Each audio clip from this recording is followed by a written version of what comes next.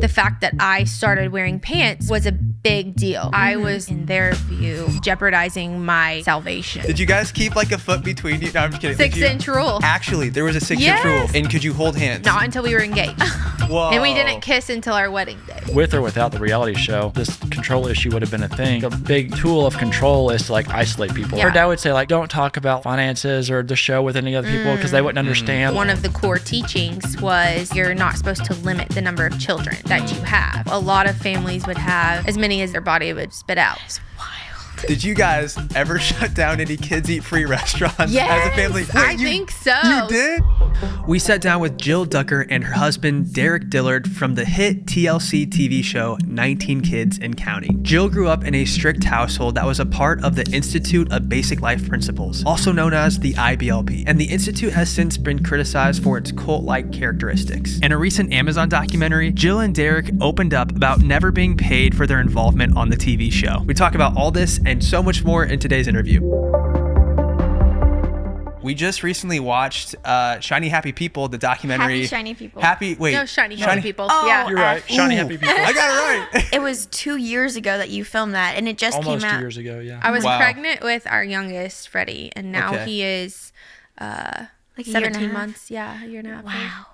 So were you expecting that big of a delay in between? I mean, you're kind of used to that. I mean, yes, with growing up on just filming all the time for TV show and stuff, I was used to there being a delay, but generally the delay would be no more than like 6 months, 3 to 6 months. It kind of fell off our radar, and we actually were talking with each other shortly before it came out. We were like, didn't we, like, whatever happened with that interview we did? I had never even heard of the IBLP ever. I didn't know what that was until the documentary, so that was all new to me. So I'm curious, did it accurately depict what the IBLP was from your perspective? I think they did a really good job of setting it up for people, like you're saying, who've never heard of IBLP, this organization that I kind of grew up in, and the wild, crazy ideas that a bunch of people just caught on to. It tended to draw a lot of people from broken backgrounds who wanted a checklist of what they could do to fix their lives. People felt like this is like the key versus like a relationship with Jesus. That's where I feel like they did a good job of kind of distinguishing between the two of like what true Christianity is meant to look like versus like what essentially a cult looks like. And I thought that documentary did a good job of describing that well. But I think they also were not, they're not coming from the perspective of advocating for something. All they're doing is like presenting these facts and then saying like, here's how it got here. One of the moments in your book where I was totally blown away was seeing, I think you mentioned having to leave a church that had some sort of event or something where there were kids dancing on stage. It was a Christmas I think it was program. a Christmas program with kids dancing on stage, and your family left, right? That was something that was not allowed in IBLP households. No. Yeah. It would be very much something that if we didn't just pick up and leave during, then we would, after the fact, like my parents might like apologize to us. Like, I'm so sorry, kids, that you had to see that or whatever. So you never danced growing up? And then we wouldn't go back. No. No dancing. Like, no. How do you qualify what dancing is though? Because like our toddler, when we turn on music, That's what he she mentioned in her loves book. to dance. Yes. And it's so cute, but he'll do like this little running thing. Yes. And so is jumping running for joy. Like that's what my parents So you would can't call it. jump for joy. Jumping for joy might be you okay can. if you're just like jumping like on a trampoline. Yay, I'm so excited. Oh my goodness, we got whatever. You have to redefine it. But even if it's jumping for joy, the same action, but you call it something different, that's no, you can't call it dancing. Did you grow up in an IBLP household? No, I didn't know anything about IBLP Really? until around the time we started talking. So you didn't have 18 other siblings like Jill? That was No, I had one other sibling, yeah. Culture shock coming into my Wow. family. And was that something that was normal in IBLP families? Were there a lot of families with almost 20 kids or 10 plus kids? Yes. So IBLP, I would say, like looking at their group, one of the main things that you would see going to like a conference or something like that would be families with lots of kids, because one of the core teachings was that you're not supposed to limit the number of children that you have. So a lot of families would have 10, 12 kids, as many as their body would spit out. So at our ages, what was it, like 11 kids? Yeah, 11 or 12 kids her parents had at our age. I was like, yeah. wow. I don't even know the math, but I'm like trying to figure. I'm like, okay, 9 months is a standard. I'm like, how does that even happen? Like, that's crazy. There's My mom multiples. would usually get pregnant with the next kid when the baby was like 6 months old. That was like average. Holy cow. For her. Like, I feel like it. That is so wild. No, like Having having to 10, no 6 to 8 protection, like months not even condoms. Like that's not okay. I'm sorry. I don't know. Like literally nothing at all. Or I mean, I didn't usually have those conversations with my okay. parents, but I know that they did not yeah. believe If we had in asked about contraception. using That's condoms, what they would have say. been like, Don't no. do it. Yeah.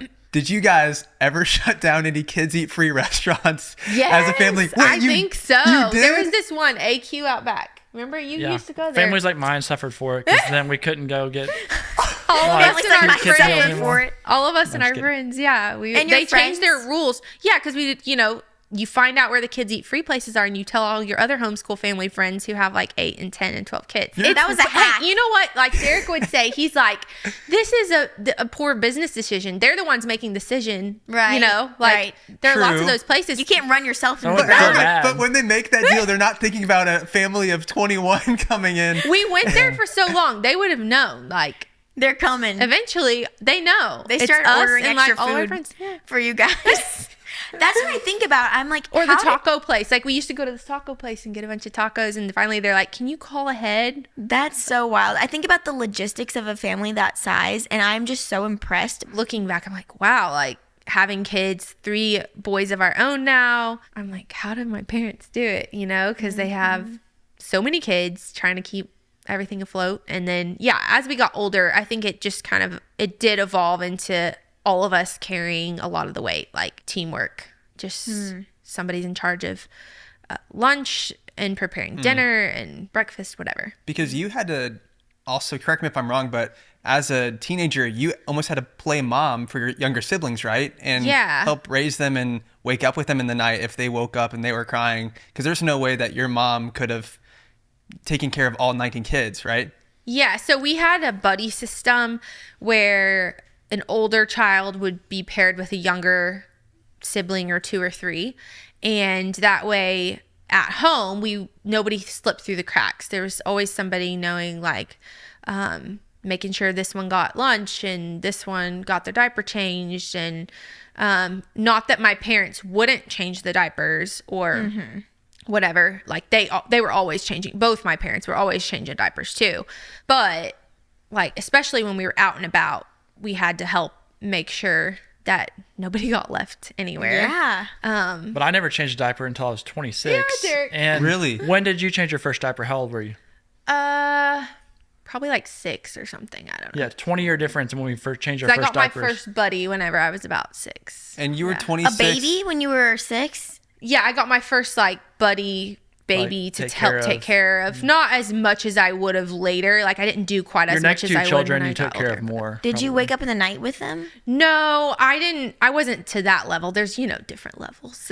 That's so wild. But my mom actually, like, during the night, she would keep, like, the itty-bitty babies with her in her room. And then even during the night, like, if we woke up with a kid, like, they would help. My mom was she's just that nurturing personality. So she was very involved, like, up through the night and everything with the kids. Like, if somebody's sick, it's her dealing with them. It's not us. But you didn't have your own bed, though, for a while. We had our own beds. We just the kids always piled in with us. Well, I meant too. like Aw, you with didn't your sleep by buddy. yourself. You didn't I sleep by didn't yourself. like to sleep by myself. Like I always had 1 or 2 in bed with me. And Derek, on the other hand, like I never when shared we a got room married, until I was in my 20s. he's like, yeah. I never even shared a room until I was in college. And then I was like, I always had somebody in bed with me. So I'm like, I don't know what to do if there's nobody in bed with me. Because you had That's how many wild. siblings, Derek? I had one. One, Yeah. okay. I got One younger brother. Younger brother, he's 33. That's so you should like I just had 1 or 2. Like literally children sleeping with Like, That's like you guys sweet. probably now with Yeah. your littles. Just, I remember reading in your book that Picking you you. kept crock pots in the car with you when you go Yes. places to have food ready on the go. 'Cause I guess there's just no way to afford fast food or takeout when you have that many children, and your mom's staying home. So it's not like your mom was working outside of the home. Yeah. So it we must- took if we were going to music lessons, we would take a crock pot with chili and go, Yeah, it's That is music so lessons because funny. we might be there all day, Yeah. for these once a month group lesson times. And When you were young, like, were you guys Young was and poor. Yeah, were you poor basically? Like, with that many children, or was it just really hard to pay the bills? Because I can Yeah. imagine that many children under one roof, that the expenses must have been astronomical. Yeah, I mean, I wasn't balancing the budget with my parents, but I did know that there were times before the show where things were very tight, and my parents would say, "Hey, we need to pray for this or that."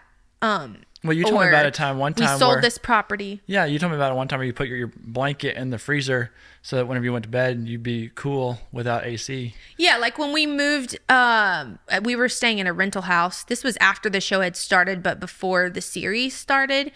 Our AC went out in this rental house, and it was just really hot. So my sisters and I like stuck our sheets in pillowcases, I think, or pillows in Walmart sacks in the freezer, in the deep freeze, just to cool them down. So that way, whenever we got in bed, then we'd feel cooled down. And then when we moved into our big house that like we all helped build, and the show was helping some, but again, it was right around the time that the bigger series started. We didn't have AC that whole first summer that we lived in the house. We didn't even have running water for 2 weeks when we moved into the house. Like, we had an outhouse, like a a porta potty outside that like we had to go and use for 2 weeks because of the overlap of when we were wrapping up. The show wanted us to like move in and film this moving scene, and like building a house, construction, everything takes longer. Yeah. So it wasn't even finished when we moved in. And so, yeah, that first summer we didn't even have AC. And then a family friend, like, they bought window units when they were like, "You don't have AC," and they came to visit, and they were hot and stuff, and they were really sweet. They bought us like window units for each of the bedrooms, 3 bedrooms. And then we finally got the AC because it was a big expense. This episode of the Unplanned podcast is brought to you by Huggies Little Movers. Early on in parenthood, we bought the off-brand diapers, and we had blowouts galore. It felt like we were constantly cleaning onesies because there's poop on everything. And that's when we decided, let's spend a little bit more, get nicer diapers, not the cheapest kind. And we got Huggies, and it really helped with the blowouts. Oh my gosh. And I think it's because of the fit of the Huggies Little Movers. Yes. It fits the baby's bum perfectly, so there cannot be leakage. I literally just got some Huggies 2 days ago for Griffin because he ran out of overnight diapers. And so I got the Huggies overnights. It just makes sense because Huggies knows that babies come in all shapes and sizes, and their tushies do too. Yep. So their diapers should as well. And Huggies knows that because they're the best fitting diaper, and their Little Movers with its curved and stretchy fit. Think about all the money that you save from not having to like run your washing machine all the time to clean out poop from onesies. Also, all the cleaning agents you have to use to get the poop out of the onesie. I don't know. It's nice. It saves you time. It saves you money. So I think it's just worth it to get a better diaper like Huggies so you don't have to deal with all of that. Yeah, they also offer up to 12-hour protection against leaks, which is a game changer, Yes. especially when your baby starts to sleep longer stretches in the night. You do not want something like a wet diaper, No. uncomfortable diaper, leaking diaper, And then they get to wake diaper them up. rash. Diaper rash is so It's- sad. it's so You don't sad. want to deal with that. So get yourself some Huggies. Get your baby's butt into Huggies' best fitting diaper. Huggies Little Movers. We got you, baby. Back to the episode. Oh my goodness. Isn't that crazy? So Yeah. they helped pay for the house a little bit. TLC did. would cover, like, for example, like there might be an interior designer who comes to like film this, like, "Hey, the house is all finished," or whatever. Like, we're Yeah. moving in. And so they come and stage it with all of their things. And then I remember that we got to pick a certain number of decorations to keep, and the rest went back to the shop. Like, No way. yeah, that's just like how they would stage What? the house, and then there's like a furniture company that might give furniture, and somebody might give a piano because it's what do they call it? Like Product organic placement. product placement. So there might be product placements that you get things, and then Then they I take don't 'em? know behind the scenes like how much financially it was being like, "Oh, we're gonna For the cover construction or whatever. the construction of this or that." Like, I don't know all those numbers, but at the time I'm just like, "Oh yeah, we get this or that," and then but yeah, with the decorations and all that, I do remember them saying like, "Okay, pick however many things, and That's then we're sad. taking the rest back, or you can buy them. There was an option, but they're, it's like Designer, really pricey. so expensive. Yes, but like we got to pick out our beds. I do remember that. Like Neat. there was a magazine and somebody was sponsoring whatever, so we got to pick out new beds, and we were like, oh, this is fun. That's cool. So At some point along the way with the show's progression, you guys meet that, and it was all televised. It was all on TV. Yeah. Derek, how did that make you feel to be meeting this girl or courting this girl, and it's all being recorded? Yeah, like going into it, I didn't know how it would work out because I remember I was on the top of this like really basic hotel in Taplejung, Nepal, and just basically concrete building on the roof of it after we got back from like a long trek in the Himalayas, and like talking to her dad. And he was like, so like we would like to bring some of the film crew along. That's how we're going to be able to do this. And later I learned he had told you like, we're not going to be able to go unless we bring the film crew along. And I was like, well, that's just kind of the way our life was at the time. It was very much like it was different for me, but it was understood for more. me. It was different for me, but you were more used to it. But we were kind of going around Kathmandu, Nepal, and I remember I think your dad said, "Oh, this is kind of like what you do every day? This is like your day-to-day life?" And I was like, "No, I've actually never been to this part of the city. This is like a tourist attraction, and I have 2 weeks of vacation a year, and I had to take a week of vacation for this time, and now you're filming it. Yeah, and this is like nothing to do with like what I would normally But he's be just doing. trying to make small talk and everything. Yeah, and it's yeah. just like He's just trying to make small but talk. no, I don't want people like it's just like awkward. Like I don't want Yeah. people thinking I'm just tourist that all I'm just the time touring every Kathmandu day. every day, and like this is my But life the last 2 no, years. you're It's like, this is great, but this no. is great, but I'm having to take vacation time Yeah. for it, and it's going to count against like There the were other things like time. that where not just my dad, but like people in general with the filming side of things, and it being very much like reality show. So like it's your life to some degree, but it's not very realistic in other aspects. And counting the cost in our book, we go into more detail talking about how when Jill came to Nepal, it was the goodbye was like scripted. Like whenever she went back to the airport, Yeah. like when we got in the taxi and she's like, I'll pretend to cry, and and she's going back home to Arkansas. Basically, the film crew could only stay for 1 week. Yeah. We wanted to have at least 2 weeks together. And so Taxi driver we was have to completely film confused. this goodbye scene. taxi driver's completely confused. Like, not only is this weird, Like, but why this is did weird. you hire me not to take you anywhere? Like, Not only is this a weird Just back and situation, not only is this a weird situation in America, but this would be weird, because we're in a different country, Especially and Nepal. like you call, like you're a taxi driver in South Asia. So you get a call, and then like, okay, we need to go to the airport. But he's like, but we're not really going to go to the airport. And he's like, okay, and he's like, he doesn't really understand. He's like, He is this drives a off. Like, setup? okay, stop now. Just take her back. Okay, now it's done. You can go. He's like, that was weird. Oh, here's a question I actually have about reality Got a TV. good tip. Are they sure. are they like paying these people for their film time, or is it just kind of volunteer? Like, hey, we want to record you for our reality TV show. I mean, and the taxi TLC. driver got like paid probably for his for the job. tax- for his they job. probably got a good tip. Okay, Good tip, yeah. That's at least good. But they wouldn't pay, like, if our friends were on TV, like, they're not paying them to come to a birthday party or Got it. something. That makes or sense. paying them. But even then, I feel like sometimes the friends might get gypped a little if they are, like, very much a part of whatever is happening. Okay. And then there's no, They didn't like, pay us for our birth. Like, there's we don't- demands that are being made. It's like, oh, we need you to do this or that. And then it's Oh. like, sometimes they would expect people to kind of just And that be kind of goes super into the book too excited about like the lack whatever's of happening. Yeah, that kind of goes in. We go into that in the book too about the lack of Yeah. communication. Was a lot of things could be solved just by like better communication and better Yes. expectations or lack thereof. I think whenever some people would come into the whole filming world, friends, whatever, and some people might be more like starry-eyed, like, oh my goodness, this is so exciting. Like, whatever you want, I'll be there to help. And that's where those Joe- kind of people, like, that might be great for accomplishing whatever needs to go down with filming. But then I hated to see other times when people unintentionally would get like taken advantage of.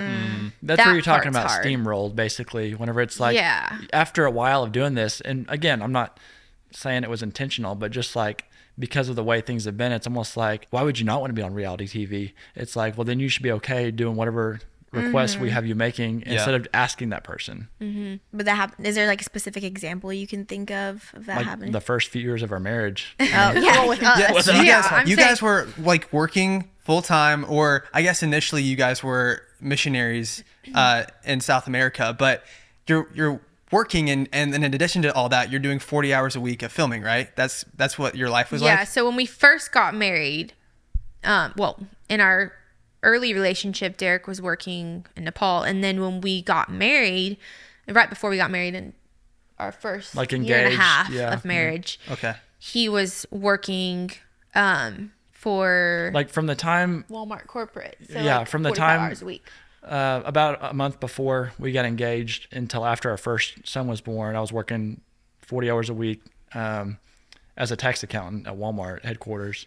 So yeah, during that whole, like the progression of our relationship, engagement, marriage, early marriage relationship, birth of our first son, like all that was working full time, and we didn't get a dime from filming or anything. Wow. If they filmed and again, it was like 20 hours a week, probably just exhausting, and you've got to cram it all into evenings and weekends. You don't really have any time together outside of that as a couple. I mean, there were perks to filming, like this or that, get whatever. But And you felt obligated to do that because of your parents and because of, I think, you talked about it in the book, but just this view of the show of being a ministry. So you thought, okay, even though this is taking a lot of time out of my day in addition to my actual job, I'm going to do it because I view this as a ministry. Yeah, it was a couple things, I feel like. So like we talk about in the book, it was definitely this idea of it being a family ministry, which I feel like anybody who's been in kind of this family ministry role, a PK, like a preacher kid or a missionary's kid or whatever kind of ministry your family might be involved in, those kinds of things, like you might have a hard time with that gray area of boundaries and kind of finding out who you are. And then on top of that, this culture that I came from where you're just this persistent, you're treated almost like a persistent teenager, like forever. Like you just kind of, there's not really this. like perpetual adolescence, basically. Yeah, never really growing out of that. You mature phase. quickly, but then you kind of like stay in this idea of just perpetually under your parents' authority and all that. So there's not really this point where you break away. So that combined with just it almost being this family business thing, but not really having control and say so. So even later when we started seeing a therapist, it was really interesting to us where he could relate to us on some fronts because he said that he grew up in a farming family and a dairy farm. So he said that it was very hard to kind of sort that out with his siblings and the whole family on the business side of things. And I've heard that like with family businesses and it getting a little hairy. We didn't even have an expectation of payment until we realized that we didn't have control. Like it was like years into our marriage where we were making the transition. We're like, okay, we were glad to have helped the family for a little bit. And we were like moving to make the transition out. And they're like, no, you're not allowed to go out. Like I'm sorry, that's not an option. Again, it goes back to that whole and culture. I was like, like family culture thing, like almost like a family farm. Like, no, you can't leave the family farm. Like, who's going to take care of it? This is supposed to stay in the family. This is our ministry. This is our family, whatever. Like you're not allowed to. Like, it's kind of this like idea. But then once we realized, we're like, well, if we're not allowed to, then like we are giving up something. So we want to at least see something in return. Yeah. That's more than fair. Yeah. If we're being required to do it and not like we were fine before it when it's just like, as we're able to, we'll do as much as we can without that expectation. But once we find out that there's a requirement, then that's going to change things. Then we need to sit down at the table at that point.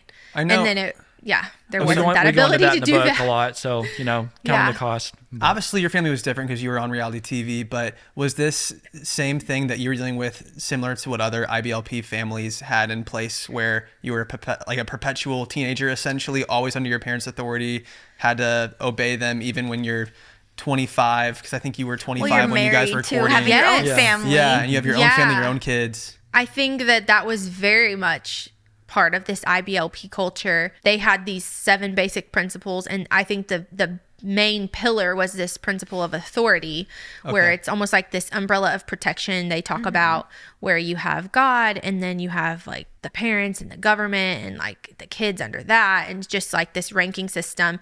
And if you're not abiding by your parents' authority forever, then you're getting out from under their blessing. And if you're out from under their blessing, then you're opening yourself up to like evil and bad things happening. Getting in a car crash could be as a result of not obeying your parents, even far into adulthood. What And about the boys though? What about the men? Once your brothers grew up and they were adults, was it the same for them, or were they treated differently? It was, but it was different. Like Okay. it was the same in the way that they were expected to get blessing for decisions, especially major decisions like buying a house.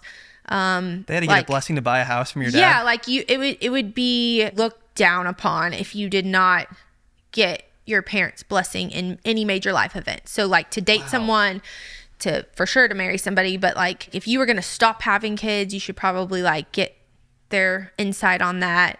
And like just everything, it like if you were to go against the grain on anything, like the fact that I started wearing pants whenever I grew up wearing skirts all the time, like was a big deal. This episode is sponsored by ShipStation. I know that there are a lot of small business owners out there probably listening to this very podcast, and I have something that is really going to help you with your new business in the new year. The new year is a great time to grow your business, but if you're stuck in the trenches of daily tasks like managing order fulfillment, you're not able to focus on what really matters, which is increasing sales. Now, what ShipStation does is it easily automates your shipping tasks and helps you manage orders in one simple dashboard. So say you're getting orders from eBay and Etsy and I don't know, what's other places people order things? Walmart. Sure. Say you have all these different websites that your product is being sold on. ShipStation will aggregate all of those into one simple dashboard, like I said, so you can print off the shipping labels in one place. And it doesn't just make your life easier, it also Saves you money That's because right. ShipStation saves you up to 89% off of UPS and USPS rates. Yes, it will be a great way to blow up your business in the new year or make things more streamlined and easier for you to manage. Make this year your most profitable one yet with ShipStation. Use promo code UNPLANNED today at ShipStation.com to sign up for your free 30-day trial. That's ShipStation.com, promo code UNPLANNED. Back to the episode. I was in their eyes making decisions that would potentially be harmful to me and were so big and countercultural, Yeah. that I would go so far as to say, like, in their view, jeopardizing my salvation at that point. And like really the reality TV just poured gasoline on the fire that was already there, like because that would have been the case, I think, and Jill and I have talked about this, like with or without the reality show, this control issue would have been a thing, but it just blew everything out of proportion with like, well, now if the patriarch has more money, there's more control and there's more things you can hold over somebody. When did you notice that your dad ended up putting the show above the family? It's hard to pinpoint like one time because it did evolve. It was very much an evolution, but it was still always very much like we talk about in the book, where there's this whole like it's a ministry, but it's also a financial business decision as well. So you can play to whichever side you want. Like 95% sure the show would not have persisted as long as it did if as each adult sibling became an adult and said, I would rather not do filming. And if none of the adults wanted to do filming, it would just, it wouldn't have persisted that long. We also didn't have the freedom to make that guilt-free decision either. You might be presented with like a pseudo decision, choice, whatever. But then there's still this like, but we kind of expect this to be in our good graces type thing, which I think other people can relate to as well. Like every family's going to have their family dynamics and it might not look exactly like ours, but in this situation there hopefully wasn't you even have a a healthy pseudo choice. family. It was just like, And here's where you need to be, here's hopefully where you you have need to be a there. hopefully you because have you're like, we have a contract. So going through that, living through that, being the guinea pig, because I think Yes. your show was one of the first big reality TV shows, if I'm not mistaken. Yeah, like, it was part of like especially a core group of like Little People, Big World, John and Kate plus 8, Yes. and then so many us. others followed because it did so well, and I'm sure made TLC a ton of money and made your parents a ton of money. But I'm so curious too, now with the rise of social media, we're seeing now people vlogging with their kids. And I'm so curious what your take is on that too. I think for parents nowadays with social media and it just involving your kids, you have to reevaluate what's best for y'all, like what's best for your kids. Think about their long term, like what's going to be good for them. And even if they're okay with it, is it good for them? It's kind of like giving your kid a phone. Like, are they okay with it because they like it? And then later, like it could be harmful. Like at what age is that okay? Every family is going to be different. And so, and then with the work or whatever, like at what point do I need to take a step back? Or what point do we reevaluate and say, okay, maybe we're involving them a little bit too much? It's hard. There's not like there's not like a firm line. Constantly reevaluate, like whether that's every 6 months, every year, like have a real honest sit down discussion. Say, do we? So really we've done that. Like we aren't. Yeah, I noticed we don't have it all figured out. You don't. I noticed that you guys stopped showing your kids on social media. I was looking through your Instagrams and saw that you used to, and then I think like 2 years ago, around there, you stopped showing your kids. So I'm guessing you guys made that decision. You didn't want to. Like it was more like I was talking to Derek and I was like, I just don't know how I feel about, like, as we were going through therapy and just processing all of the things that we've kind of lived growing up on reality TV and kind of my life, very vulnerable moments being pressed to show those. And then everybody, you know how it is, like people are so involved in your lives and like paparazzi that then they want more and they want to know. And if you don't post, then they're like, what's wrong? Are you sick? Are you dying? Like whatever, you know, it's just like this constant thing. I can't believe that, your birth, your wedding, everything at the time of all that being filmed, you didn't get any sort of financial gain from that. At the time, did you feel like you were, I guess, a pawn in a way? Did you almost feel as if like, okay, this is the good story that the network wants to show and this is a ministry, so I have to do this. I have to do this for my family, even though I'm not really gaining anything from it. That was a struggle in our marriage early on, and I respected our marriage over what I felt we should do because I don't want to like, you know, I think if he had come down too hard too quick, then it would have been really bad. This is ridiculous. We're doing this or whatever, and it's destroy our marriage. I'm like, I really think this should happen, but like, I'm going to wait until we're at a good point in our marriage. Like, because I value our marriage more than I value like money. By golly, we're going to do this or something. Like, we're going to not do this at all. We're going to require Whatever this or that. But you were probably thinking, okay, the show's Jill and Jess accounting on, and you know, the birth, the wedding, all that televised, all of it, you know, biggest moment of the story, biggest point of the season, over 4 million viewers. Surely at some point we're going to see. And you're like, I think surely at some why point. are we not being paid a dime?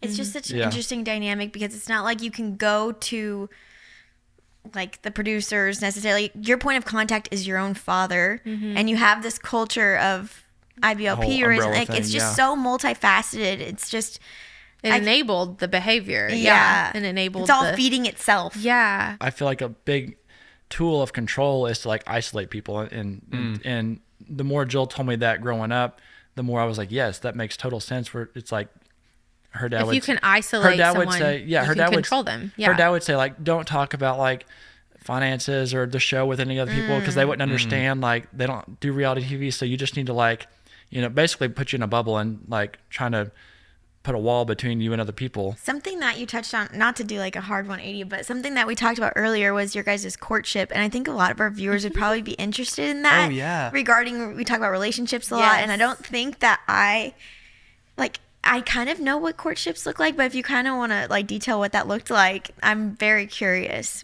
Yeah. So courtships in the world I grew up in, because I grew up in this IBLP culture, was a lot different even though Derek grew up in a Christian home with one brother and all that, like even his view of like dating / I don't think you had ever heard of courting other than your grandparents being like, I courted your grandma on that truck. Courting, but everyone called it courting in the 50s. But his understanding of it was a lot different than mine. They're still making out in the car. And I'm sorry. No, probably. I think your grandparents called it parking. I asked them on our podcast. I was like, "What? That's so what was parking?" They didn't want to. You want to go park? They're like, no comment. That's necking. Cute. That's funny. Yeah. So courtship in my family growing up was understood to be like, you must get the parents' permission and blessing. If you don't have that, like, no go at all. Like, you don't date the person, you don't get to know the person on that level at all. It's like rebellious and unchristian of you to do that. So courtship, you must have parents' approval on both sides, like his and hers. And then they have to also be very involved in the relationship, like helping you make sure you're making the best decisions for both of you. Like, what are your boundaries? What are your rules? Like, what are your standards? Are you, like, they want to know what that is. Like, whether or not they're the ones telling you what to do, which a lot of these families, they would be kind of going down the list with you. Oh, you should not do this or that. Like, no kissing, no hand holding until whatever, engagement, no whatever that might look like. Engagement would have rules that are different than the dating / courtship phase / pre-courtship. And then now there's I'm like laughing because there's this whole, with reality TV, I could go on you that add list, that but to it, and it's like you have to have a pre-courtship. Pre?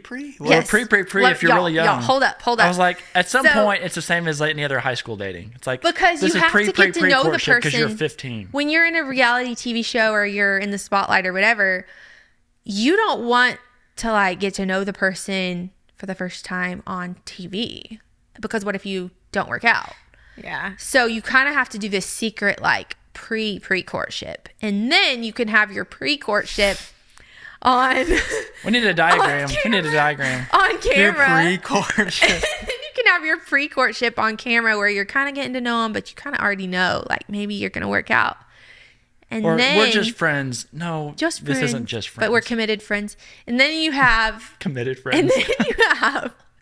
then you have like the official ask. But we had to like involve the cameras and all of that. But I wouldn't even tell the producers until I had an idea that I was gonna like go further. But anyways, all that to say, courtship's very involved with like parents and their blessing. Okay. And no, usually it involves limited physical contact, chaperones on dates, those types of things, varying degrees within families, like as to what that looks dating like. Without any, like, you cannot go on a date just the two of you. That's not allowed. No, But it was- not usually, unless you're like 30 years old. Maybe you're Maybe at 30 Good you enough. can go on one. Which is without funny sharing. to me because I'm like very much maybe. about like, you know, because maybe you're mature enough to not like. as a lawyer, Mess like things you up. want to find a rule. Like, what is the rule? Like, why 30? Why not 25 if you're mature? Like, what's the difference? And like, if you're 25, like you have, I love her brother James. He was our chaperone most of the time. But You paid him with I love Skittles and James, but he's. Oh my I love James, but he was like 13 at the time, and I could give him Skittles, and I was like 25, and I was like, he's the one keeping us accountable for what That we're is supposed to do or not do. hilarious. And he's You're like, 12 my brother has to come Did with you us. guys keep like a foot between you? No, I'm just kidding. Like, did you, 6-inch rule. actually, there was a 6-inch rule. Yes, kind of. Yeah, like you couldn't. So I could mean, you sit next to each other, but only with a 6-inch space? Pretty much, yeah. Really? And could you hold hands? Not until we were engaged, and allowed to. Whoa. and we didn't kiss until our wedding day. Wow, yeah. And But which was we're- on national. Yeah. You're like, how do I do? Did you have to have someone teach you how to kiss? Because that's I mean, stressful. So that Go was for the actually- lips, right? No, but that was your actual first kiss. Was on national Yeah. television. Yeah, Wow, from every angle, and then they like analyze it. The first, actually, that's so much when pressure. I first watched our wedding show, I cried and I called the producer and like chewed him out. I was like, no, it was Why? terrible. It was terrible. What did they do? Like, Not because okay. she's a diva, but because the whole thing No, about like my just wedding was great. It was Yeah. the show, like the editing and everything. They were like trying to make it look like, I don't know. They were trying to like play up different aspects of it, where they're Okay. like rating our kiss and like having all my siblings give commentary on it, and like. But it was especially when like That's this your wedding is like, day. Yeah, Yeah, I was It's your like, wedding make day, it like- about the wedding day. like, shut up, This like- is like, give me a break. Plus, okay, I the was poor mad for her. producer though. Yeah. The poor producer though. He is a great friend. Like, I'd known these people since I was 12, you know. So I'm like, I know them all. We hang out with each other and their kids and whatever. So I'm like, I can shoot straight. But most of the time I was a very passive person. But when I watched the wedding episode, I was pregnant. I had been sick with mono for like 2 weeks. I couldn't even swallow water, you know. I'm like, and then they send me this wedding show and I watch it and I was like, they called it. yeah. Like, I was You like, feel completely taken advantage of. You're not like, only just did they using- hear from me, but they got it off an earful because I was like hormones, like, Yeah. Oh, they'll do something to oh you. yeah.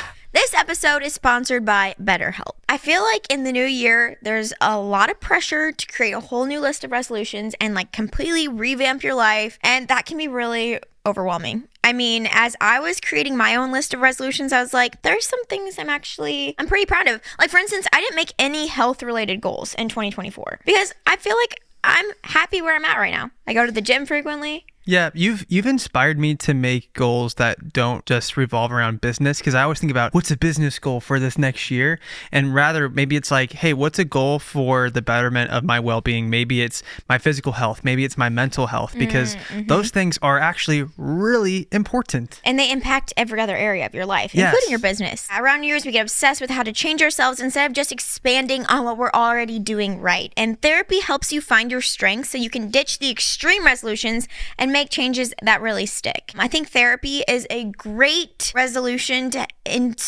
add to your life if you haven't already started for 2024. 100%. And I, again, just echoing what I said before, rather than thinking, oh, I'm going to go to the gym X amount of times in the new year, maybe a goal for the new year is I'm going to start going to therapy. I'm going to start meditating. I'm going to start prioritizing my mental health. Of course. And BetterHelp is probably the most convenient way to get into therapy because it's entirely online. It's convenient and suited to your schedule. You just fill out a brief questionnaire online and they'll match you with a licensed therapist. And the great thing is that if it doesn't work out for whatever reason with that therapist, you can switch to another licensed therapist with no additional fee. You're pretty much guaranteed to find a good fit for you. Celebrate the progress you've already made. Visit betterhelp.com/unplannedpodcast today to get 10% off your first month. That's BetterHelp, HELP.com/unplannedpodcast. Now back to the episode. Was that your first kiss too, Derek? with No. her. Yeah. Oh, okay. Oh, so So yeah, that was my follow-up question. What are your current views on courtship? Like, is that something you would encourage your sons to do, or A different version. Yeah, I mean, I think, okay, so when we got married, we went to this marriage seminar thing, and they had some really good advice actually from this. They talked about taking things from your upbringing and kind of taking it and. Like as a married couple, you've got two families of origin, like the new husband, the new Yeah, you wife. explain it better. Well, I I'm wouldn't just get like it wrong. trying to simplify it, but I'm Yes. just thinking like, and there's certain things you want to accept from either side of your family, certain things you want to reject from either side of your family, and then certain things you can recycle and make your own. And then so like you're coming in, and you're building your own family culture, like because you have the way you grew up, and then the other spouse has the way they grew up, and then like will become your own identity. What things do you like about each of your backgrounds? What things do you not like? And then what things do you kind of like, but you don't like the way it was done? Kind of recycle it, make it your own. So like that being that. said, when our kids are in their mid-20s, we're probably not going to have the same level of control in their lives. They're probably not going to be like working for us, living under our roof, all of the things that we, like I was doing. You weren't, but building like, a house,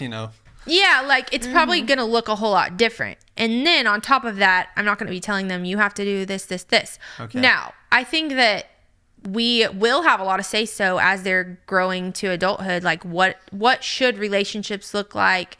What should this dating experience be? I'm not just going to be like hands off completely as they're maturing. Like I think when they're under our roof, like we're going to have some pretty strict rules. We're not just going to let them like, sleep around at home or something. Yeah. But I think that it will not be as strict. And it was the day before your wedding, right, that you guys signed the contract that effectively said, I have to give away, like I have to be able to film for the next 5 years if the show needs it, essentially. I signed it. I He never never signed did. anything. You never Yeah. signed it, so you were just you were doing it just to be a good son-in-law. Just be a good No, son-in-law. he didn't even Yeah. know it existed. I didn't know it And you at didn't that know point. well, and you you didn't really didn't really either. know I what didn't it know was, what right? it was. Yeah, I was lied to basically. Like I didn't know what I was signing.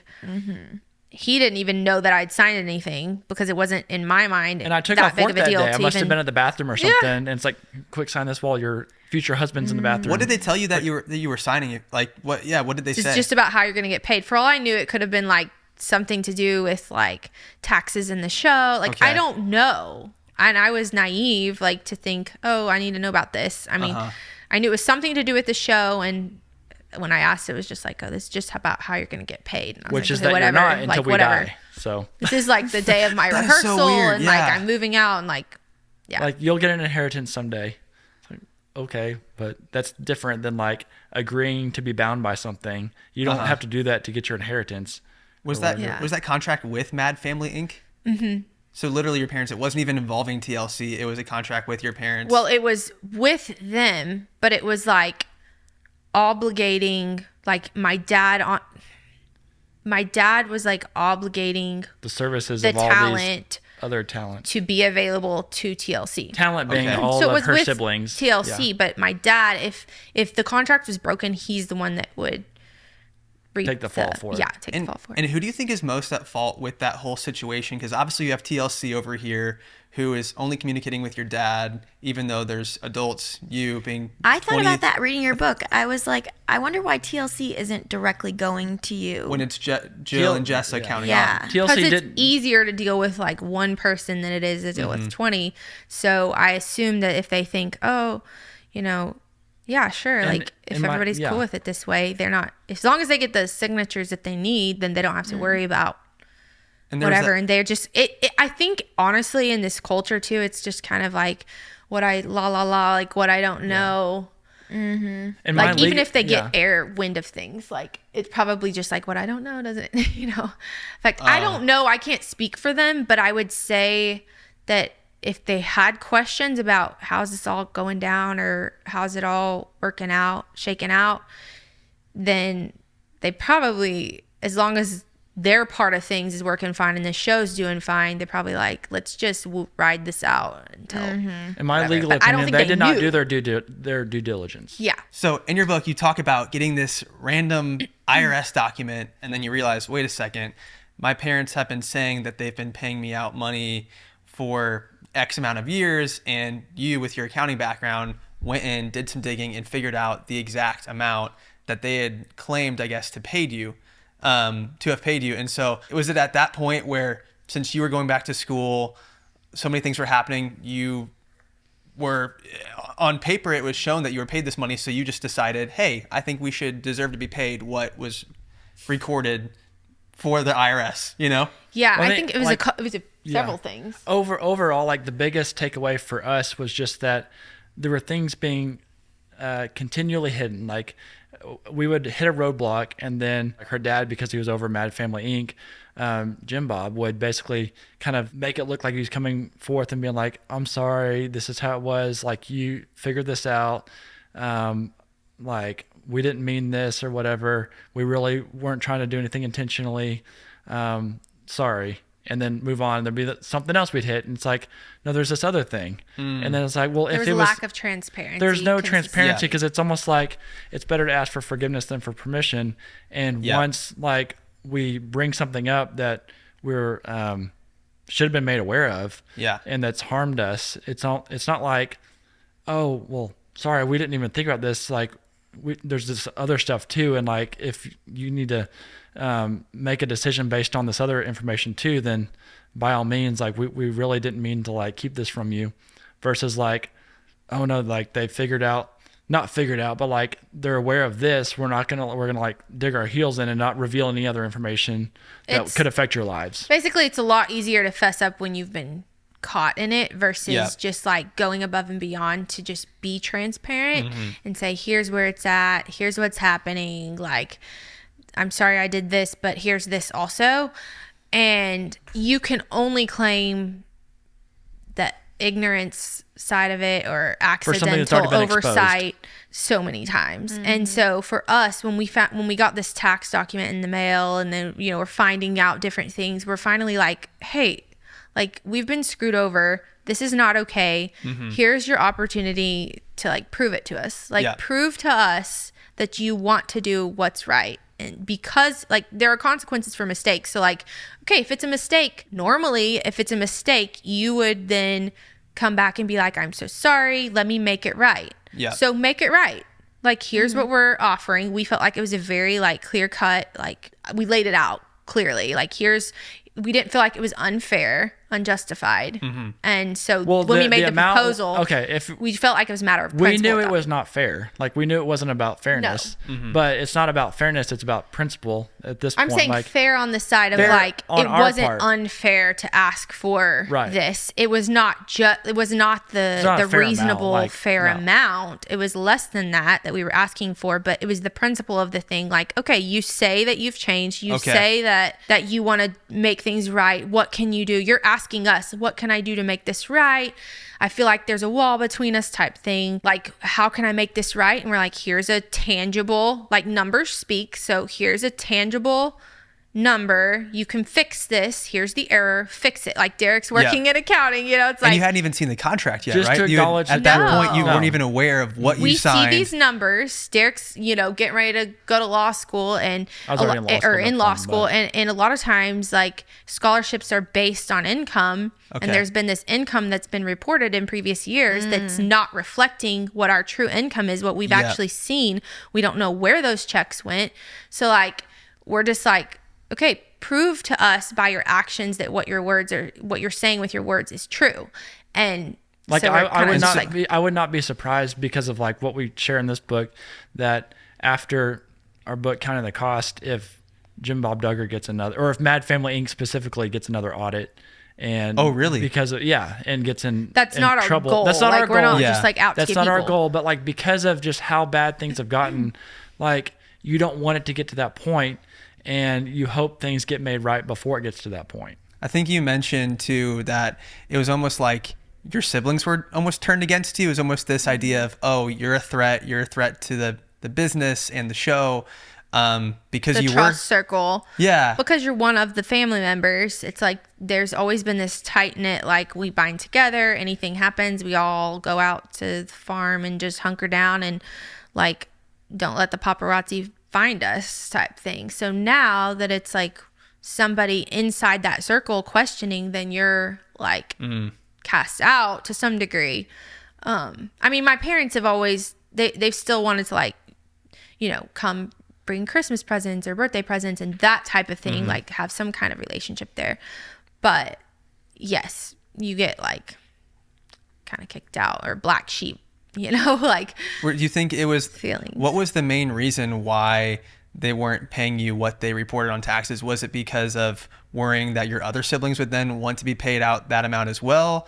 Which then That was one thought that Okay. was actually expressed verbally to us, was like, you know, we can't do this 20 times over and those kinds of things. Yeah, like But at the just same let time- us control it. We know what's best for everybody. It goes back to that mentality of like not recognizing the true value that's been given by the people involved, aka your children, Yeah. who are now adults, like not recognizing that value, and then also just like wanting that persistent control Yeah. and leadership of this organization, you know, this family business thing, and just not wanting to.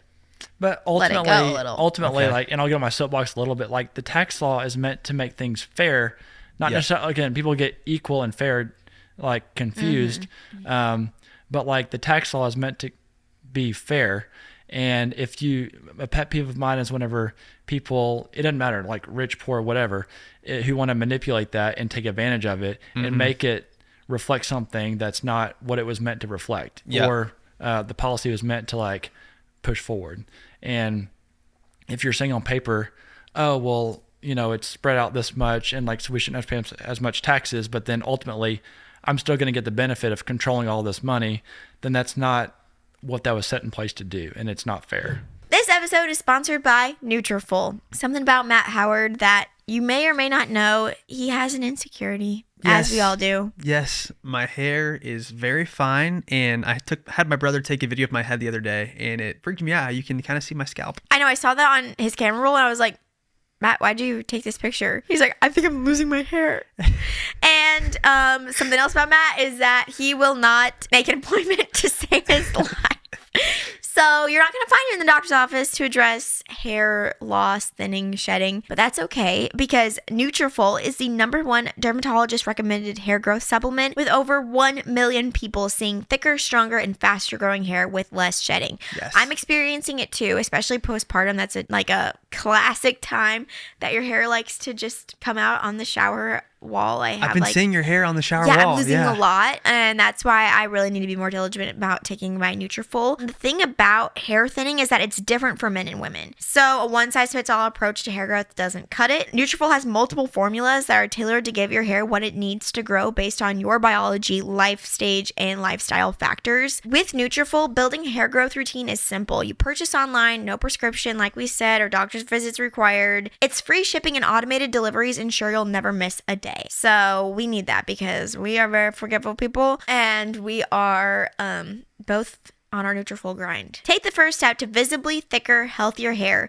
For a limited time, Nutrafol is offering our listeners $10 off your first month subscription and free shipping when you go to Nutrafol.com and enter the promo code UNPLANNED. Find out why over 4,500 healthcare professionals and stylists recommend Nutrafol for healthier hair. Nutrafol.com, spelled Nutrafol.com, promo code UNPLANNED. That's Nutrafol.com, promo code UNPLANNED. Back to the episode. Do you still have siblings that are in contract with Mad Family Inc.? To my knowledge, like as far as I understand, yes. But again, I'm careful with what I speak about my other siblings because I want to protect our relationship as much as possible too with my siblings.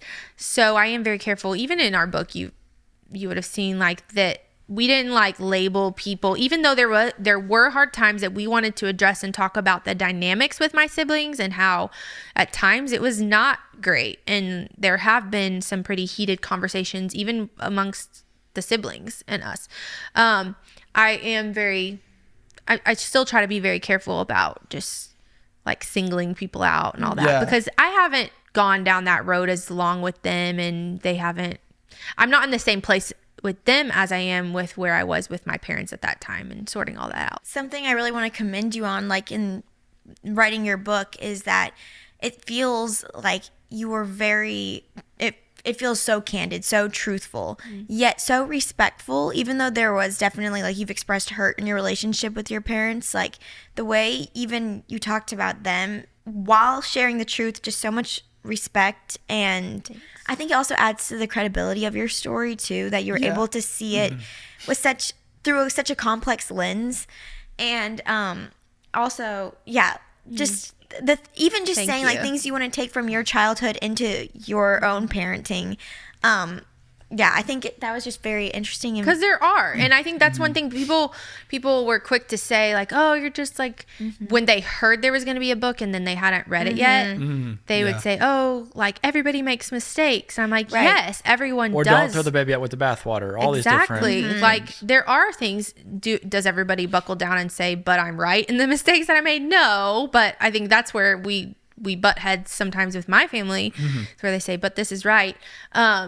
And then there's other times where they're like, they do admit like they were wrong in something, or whatever. Well, so I'm like, the roses and thorns analogy. Yeah. So we do recognize that you can have the benefits and the negative parts of that story. And it's kind of like roses and thorns. Like, you have the beautiful moments, the fun times, the things that filming with the reality TV show brought us, traveling. My parents were like great parents overall. And yet you have the more negative times. And it's okay to not just like look over one or the other because of that. Like, you can bring both to the table and say, when it's necessary, like, this is my story. I have positives and negatives, and don't have to like silence your story in an effort to just like keep the peace. And so I think it's very valuable to present those things. And again, you don't have to just go and tell your entire story or bash people or whatever, but where it's productive and where it's your story to tell, that's what we're doing. We're telling our story. We're not trying to tell everybody else's story. Unfortunately, it intersects with other people's stories at different points, but try to be respectful. And like, one thing that I would push back on people with who would say, like, you know, the fact that someone has these positive aspects of their life bars you from being able to tell your story. because they did these good things, then they couldn't have done anything bad. Is like, I mean, think about if our society operated that way, like with like people like Al Capone, as long as it's like mobster. This is an extreme example, obviously, Yeah, but it paints the works. picture. It's for But it paints the painting picture. the But picture. basically, like if in society, if you're like, oh well, I know this criminal, like I didn't even think they were a criminal, like they've always been really nice to me, so you shouldn't punish them. Like Look at all the charities they've given to. Look at all the good they've done. It's like, well, I mentioned Al Capone because, you know, I don't think a lot of people realize he had like soup kitchens and stuff. He was helping a lot of people. Oh, really? Yeah, he was helping. I didn't know that about Al helping a Capone. lot of people. And if someone only knew him in that context, they would say, you can't send him to jail. Look at all the good things he's doing. He's got soup kitchens. He's feeding all these people. But it's not about your good outweighing your bad. Like just because you do good things didn't justify being able to do all these horrible things over here. It's like, well, as long as I can keep doing good things, then that'll check the box and I can continue doing these bad things too. And with added influence comes added weight of responsibility as well.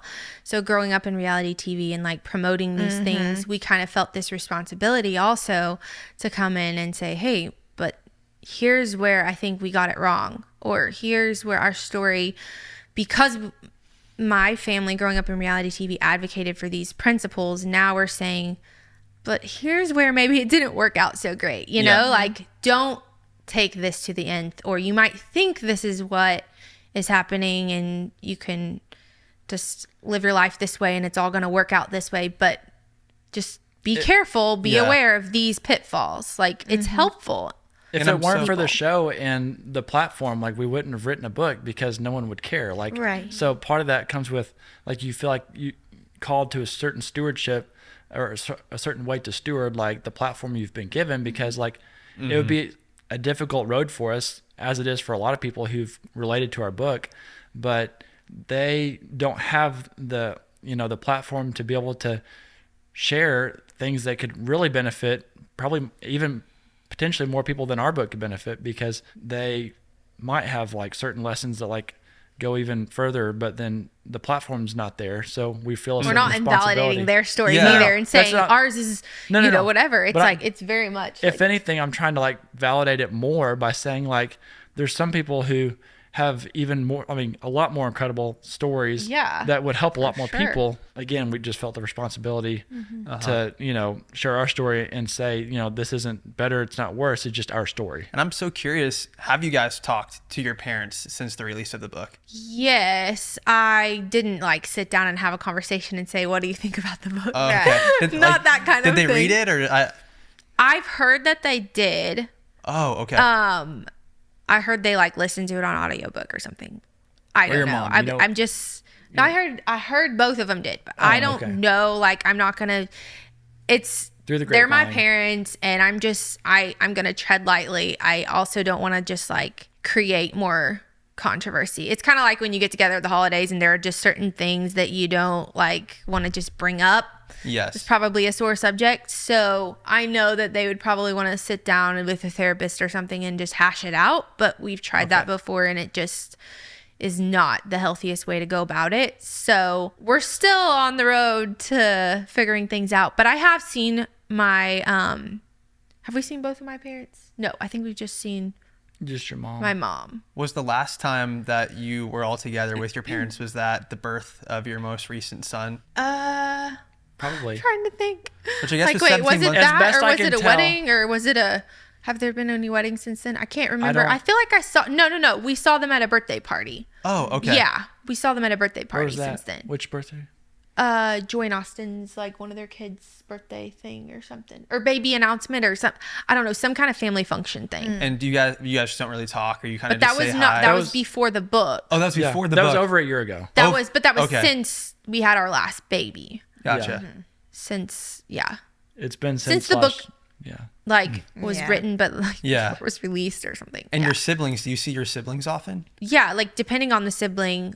Several of my siblings, it's still one of those situations where you kind of have to like know like what am I up for emotionally, and because a lot of times Derek and I will debrief afterwards, like, okay, like how did this go? And I would be lying if I would say that it's completely like it used to be, or there aren't any triggers, or it doesn't bring up any trauma at all. Like there are those moments, but I can definitely get together with some of my siblings and just have a great time and go to lunch for my sister's birthdays or something.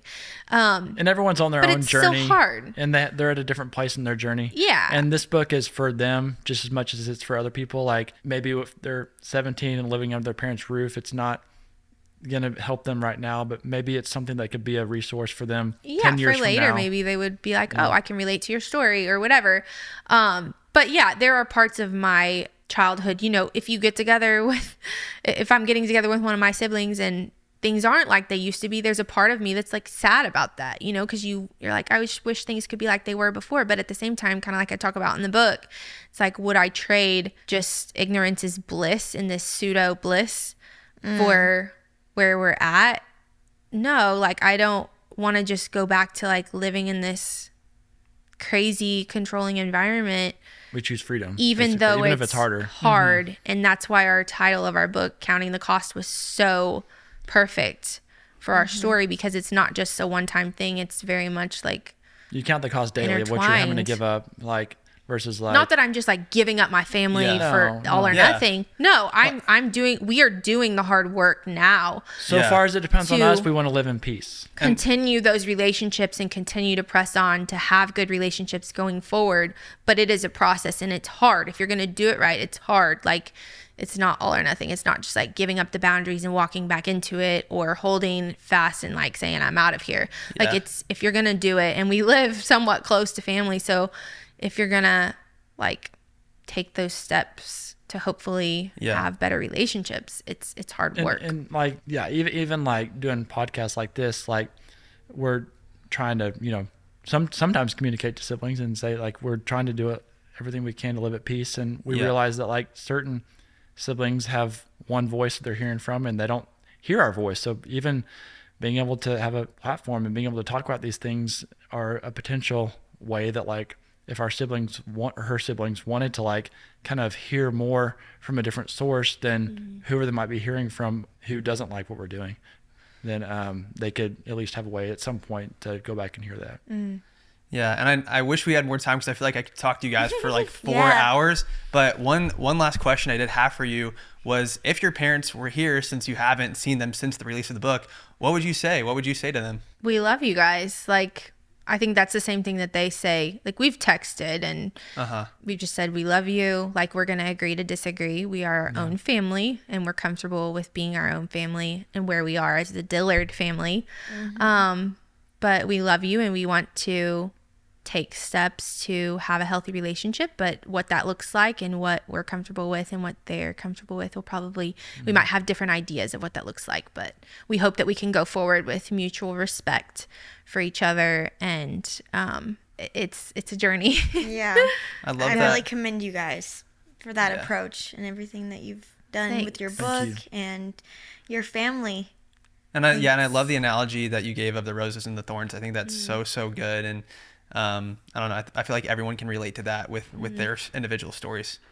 Well, thank you guys for coming on. If you haven't checked out Jill's book, go read it. It's really good. It's even like free on Spotify. I listened to the last chapter on Spotify this morning, so check it out. It's thank you guys. on Kindle. Oh yeah, I have it on my Kindle too. We've got it on Kindle. We have the physical copy too, but you guys are awesome, and you can follow them on Instagram, YouTube. You guys have a YouTube channel with the whole fam, right? Yeah, so, we've kind of, I'm not on there quite as much, but we are on social media. And check out our book, Counting the Cost. And it's done really well, thankfully. Thanks to so much support. New York Times bestseller, like 4 months in a row here since the launch. So on different levels. Well, thank you guys for listening. And if you made it this far, definitely consider subscribing or following the podcast while you obviously follow Jill and Derek too. But we appreciate you guys. And as always, this is where we say peace out, dudes. 3, 2, 1. Peace out, dudes.